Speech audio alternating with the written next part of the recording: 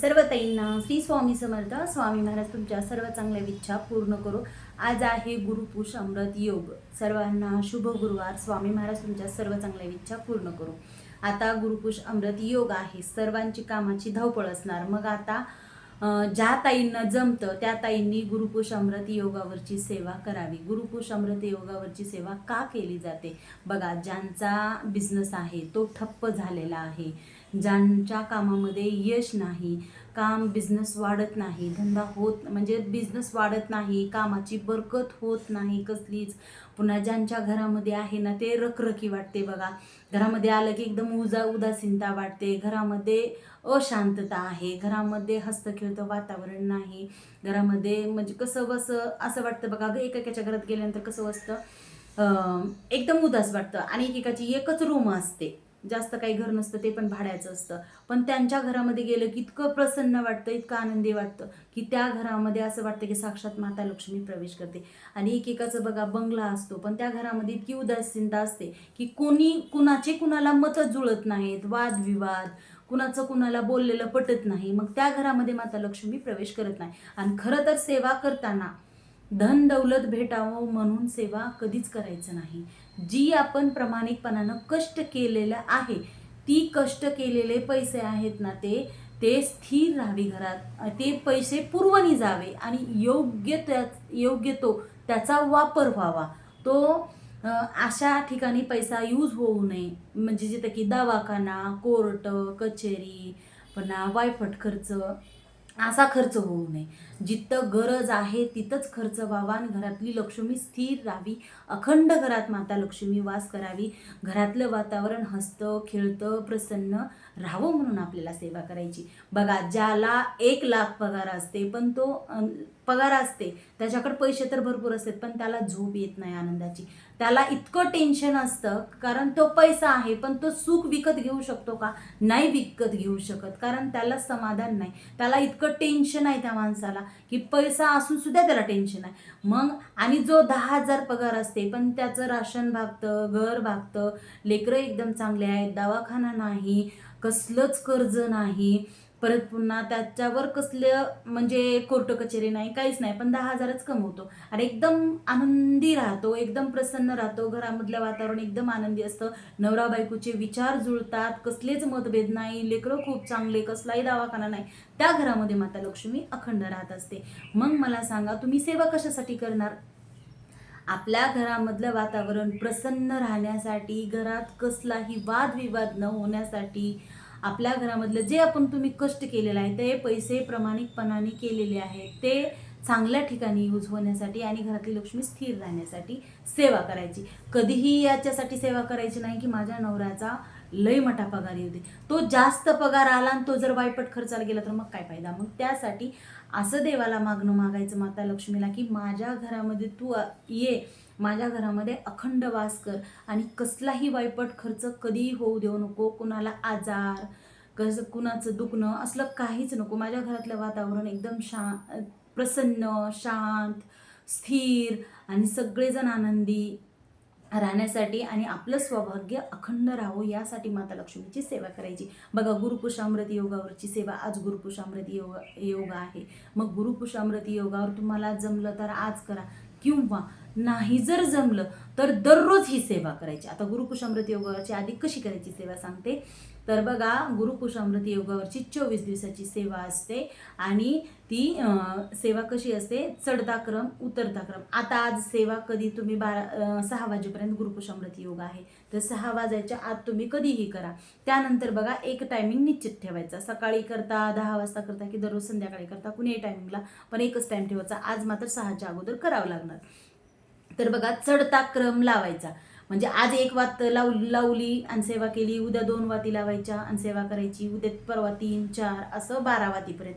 13व्या दिवशी 12 वाती, 14व्या दिवशी 11 वाती, 12व्या दिवशी 12 वाती, 13व्या दिवशी 12 वाती, 14व्या दिवशी 11 वाती, परत पुन्हा उतरते असं 1 पर्यंत घ्यायचं.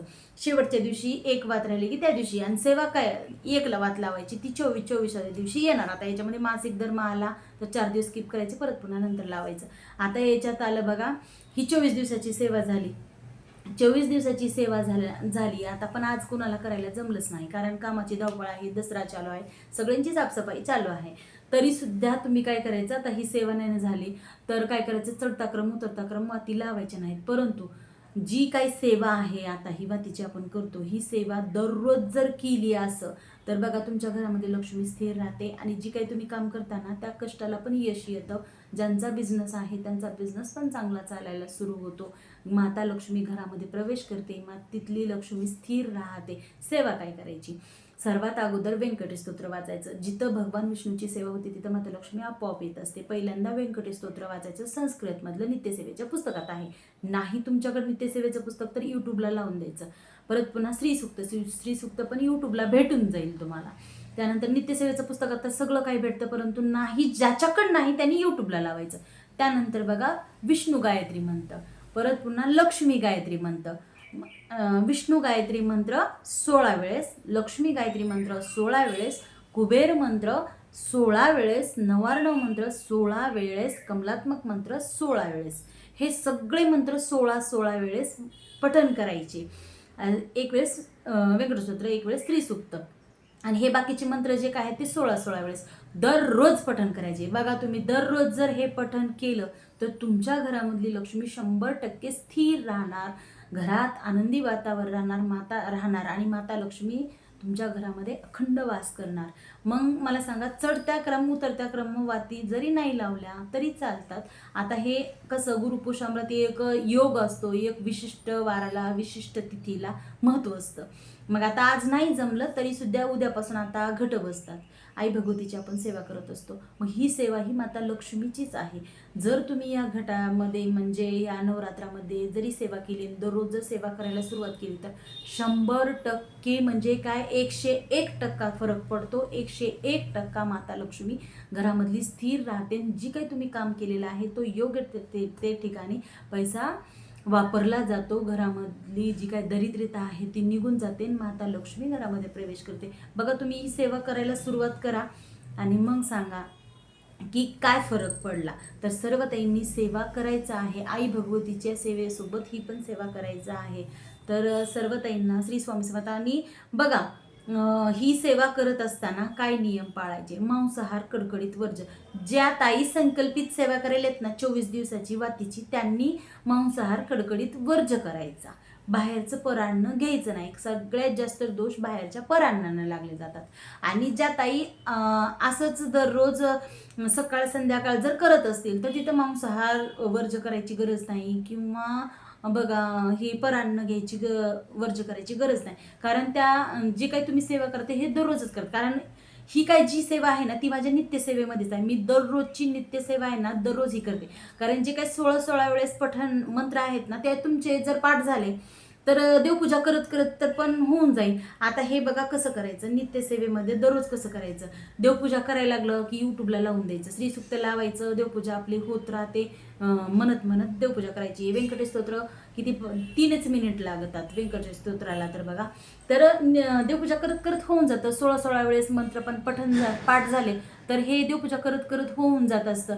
मग ह्याला बसायची काय गरज आहे. दररोज जर ही सेवा देवपूजा करत करत जर होत असली तर ते आपल्या नित्यसेवेमध्ये. परत पुन्हा स्वामी महाराजांचे 3 अध्याय, 11 माळी जप, 11 माळी जप नाही झाला 1 माळ जप, पुन्हा एवढी जर सेवा केली, नित्यसेवा म्हणजे दररोज 3 अध्याय, 1 माळ जप आणि ही माता लक्ष्मीची जी काही सेवा आहे एवढी जर केली ना तर तुम्हाला कधीच कुणाला म्हणायची गरज पडणार नाही ना, कधी कुणाला काही मागायची सुद्धा गरज पडणार नाही. कारण भगवान विष्णू ज्या घरात राहतात तिथं माता लक्ष्मी येत असते आणि जिथं आपल्या गुरुची सेवा होते तिथं कधीच काय कमी पडत नाही. म्हणून तुम्ही सर्वांनी एवढी जर सेवा केली तर खूप सगळं आहे. कुणाला काहीच मागायची गरज नाही. घरात इतकं भरभरून सुख येणार की मी सांगू शकत नाही. आता जे काय आहे ते तुम्ही मला कमेंट करून सांगा की ताई मी ही सेवा केली. तर सर्व ताईंना श्री स्वामी समर्थ. व्हिडिओ जर आवडला तर कमेंट करायला विसरू नका. तर सर्व ताईंना श्री स्वामी समर्थ.